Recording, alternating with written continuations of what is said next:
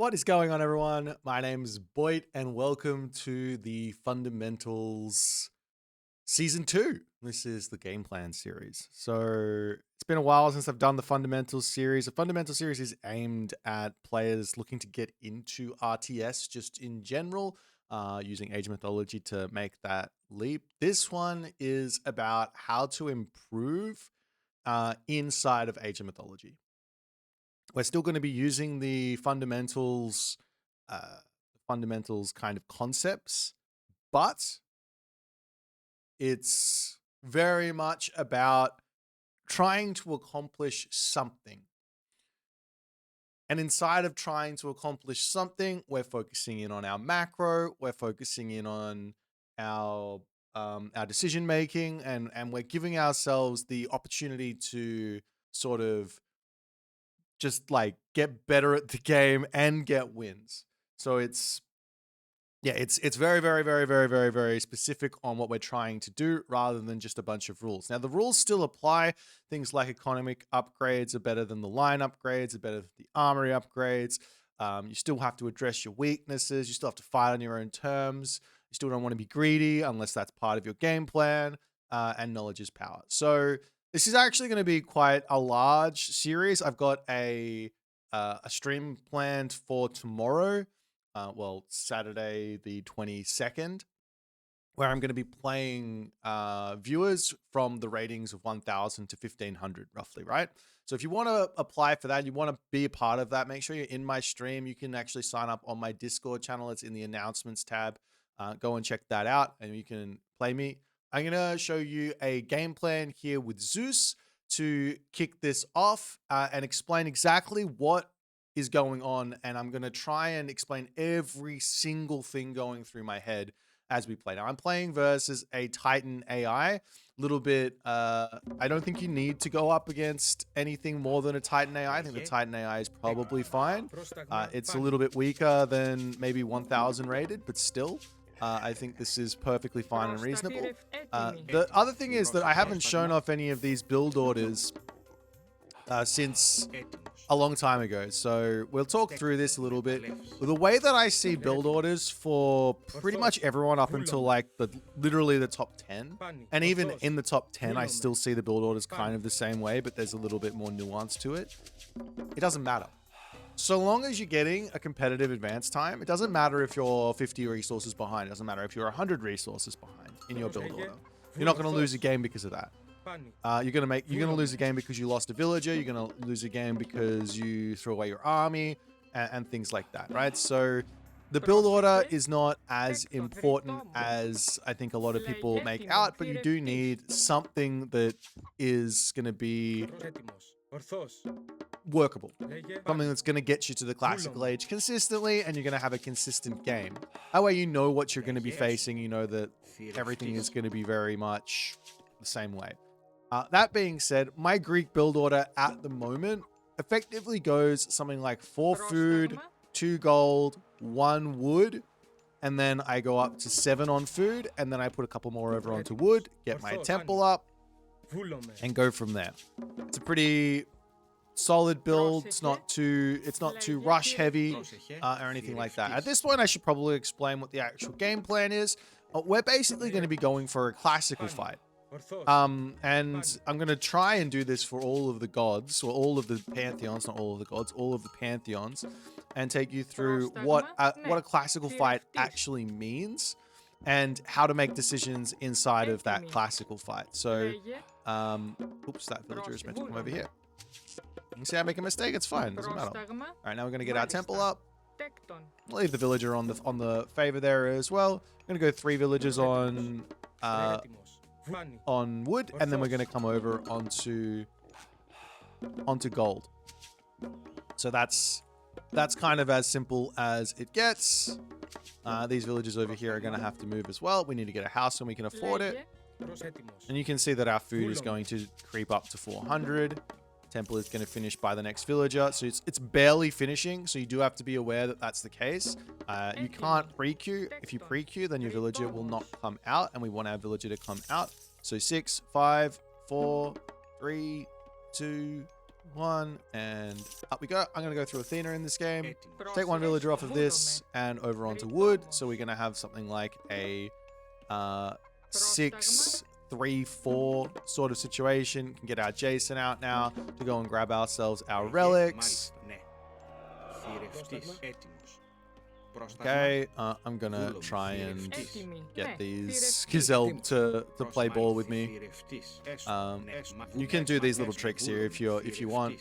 You push the deer in a little bit faster. Make sure it's next to the granary anyways. Okay, so at this stage, yeah, we're doing a classical fight. So I need to know what my opponent's doing as well, right? So this is also part of knowledge is power. My opponent is doing some sort of a 2-town center idea, then I need to be very much aware of that. If they're not, then I also have to play a different way. You can also see how I'm building my base. I'm trying to lock this position off. I'm also trying to lock this position off. And I'm okay with having something open over here because I need to defend anyways with units, or I'm planning on defending anyways with units. So we hit the next age, and I'm going to drop myself a barracks and a stable in this situation. You can go for pretty much anything with the Greeks, but it definitely depends on what your opponent's god is. Actually, if I pause right now and talk you through it. So the reason I'm going to be going for a military academy and a stable here is because I need the hippias to deal with Karabalister, and I need the hoplites because it's part of Zeus. It's part of my bonus, right? And I want to go hoplites pretty much every single time with Zeus, unless I'm going Hermes and I'm going in for mass hippias. So it's like I've got my bonus for my minor god, so we go that way. It's fine. Now, if I'm playing against specific gods that have real good counters, like say, for example, an Oceanus, I might not go for mass hippias. Now I'm playing against Kronos, which doesn't have Oceanus, but I still need the hippias to help defend my hoplites. So I need them in both situations. If I play, say, against an Egyptian player, maybe I want to go for some Toxotes. If I play versus a Chinese player, maybe I want to go for some Toxotes because I need to be able to deal with the halberdiers, right? I need to be able to deal with the Dao swordsmen, things like that. Anyways, let's continue along. My opponent here is yet to get to the next age, so I'm just going to keep scouting. I need to get my houses up. I'm going to try and build my houses to lock this back off over here. This villager is going to the wrong place, and I need to get villagers onto my stuff here. Okay, so now this is one of maybe the most important. You didn't come back. This is probably one of the most important parts of this series. How to macro. And this is what we're practicing. If you'll just notice what just happened then, I literally waited until the very last moment to queue this next hoplite up. Now, you don't have to do this every time. Sometimes it doesn't matter. Like, for example, right now, I could have queued him earlier. It wouldn't have changed anything. But the point here is we're trying to get better. So focusing in on habits that are going to make us better is really important. So in this situation, I am listening for this noise. Hear that? It goes rah, rah, rah, or something like that. Now, at the moment, I can't afford it, but if I just listen into the noise and I go, oh, I can't afford it. Okay, now I have to wait until I can afford it, and then we're going to build another one. The noise happens again, and we go again, right? Okay, so I'm going to get another house. I'm going to lock this off. And we're just going to keep building units and scouting, seeing what he's doing. He's building units. Okay, fantastic. This is really, really good for us. Now we're going to move out onto this position, onto this hunt here, and I'm going to position my army here to defend my hunt. Right? That's important. This villager can get me another house. And I saw him building what? He's got a whole bunch of Prometheans here. He's got himself some Murmillos. I've got my heroes out already, so it's really good. Now, at this stage, I'm also looking at the fact that, well, I don't have any food. So I checked when that unit came out, that came out. Can I actually afford to build a unit while the villagers are coming out? Answer was no. So that's because we had to move positions here. So I need to be very careful on this and make sure I have 50 food. That's complicated. If you mess that up, it's not the end of the world. You'll now notice I saw him building Murmillo, so I'm going to start getting myself.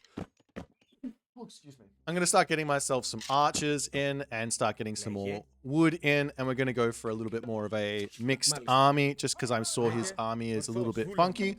And we're going to sit back and we're going to wait because he's also building units. There's, I overbuilt units. It's fine. We force drop and we're good to go. I'm going to start getting myself onto these chicken here.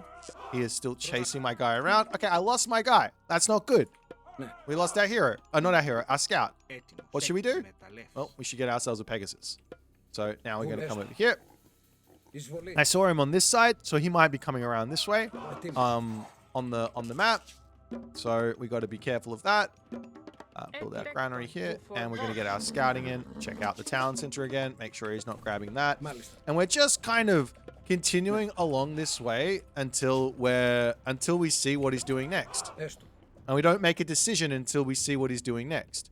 Now, I think at this stage, because he's spamming units, because I'm a little bit concerned, I actually want to start getting myself Minotaur. Now, this is a decision to make, and you have to sort of ask yourself what your opponent's doing. But the general rule here is my opponent spamming units? Is my opponent going heroic age? Is my opponent on 2 town centers? That's a second town center. That's our cue to go on attack. So I got really, really lucky there that I saw that. I'm also going to upgrade my Minotaur as well. I'm going to put everyone on here, and I'm going to keep building my units out. If we can deny this town center, it's huge. If we can't, no worries. I'm going to get another Pegasus in because I lost my Pegasus again. And I am going to finish my stuff here. And we are off to the races. Okay, so that was literally me just going, oh, you're over here. Can I even deal with this? If I can kill off some villagers and stop the thing, that's happy days. I mean, we can talk all about the different types of micro here, but I just want to make sure that we kill off this Paraballaster on the back. I could have bolted it. He's trying to kill this. I don't want to let him get the town center finished if I can, so it may as well.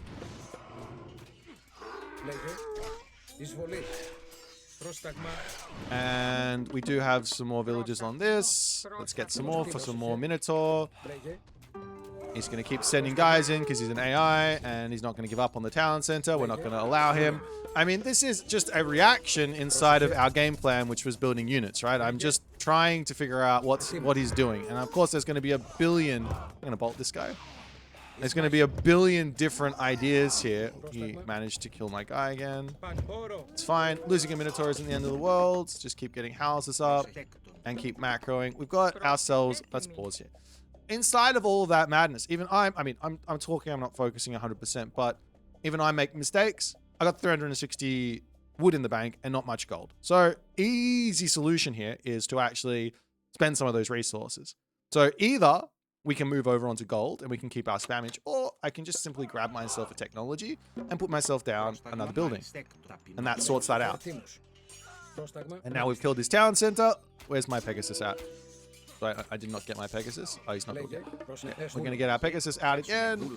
And we're going to keep on getting our stuff. Now, the Minotaurs have a different sort of sound on them. Now, I'm going to pull back until I see what happens next. I did a huge amount of damage.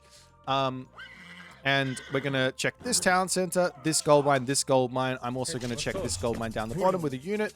And we continue along here. Now, I could go and effectively just finish this game because he threw a lot away there. I'm also going to grab husbandry and put villagers over onto pigs because I want more food income. Actually, no, I don't. I want more wood income at the moment for more archers. Anyways, we're gonna scout everything and just see what's happening here while we're still defensive in the center of the map here. These guys are protected because I'm sitting in between my opponent's base. These guys are protected with the building placement. That might not be. So we can fix that. I don't see him over here.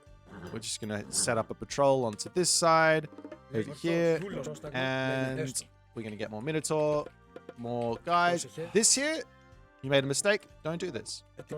Don't make more than you need to in your buildings. You can figure it out. It's going to be fine. We can get the units out. When that The only one that I'll accept is maybe the Minotaur, but even then you probably shouldn't do that. That's a habit I've got. So yeah, fix that up. Okay, so he's not over here. I've already got myself a really big army at the moment, so I am going to come and attack. So at the moment we got more units to come through. So here he wants to fight. Great, I want to fight. Try and focus on killing off the myth unit with your heroes. Nothing else really matters. We don't have any gold. I would like to get some more gold, so I'm going to take these guys over here and get myself more gold onto that spot. And time for some upgrades, I guess.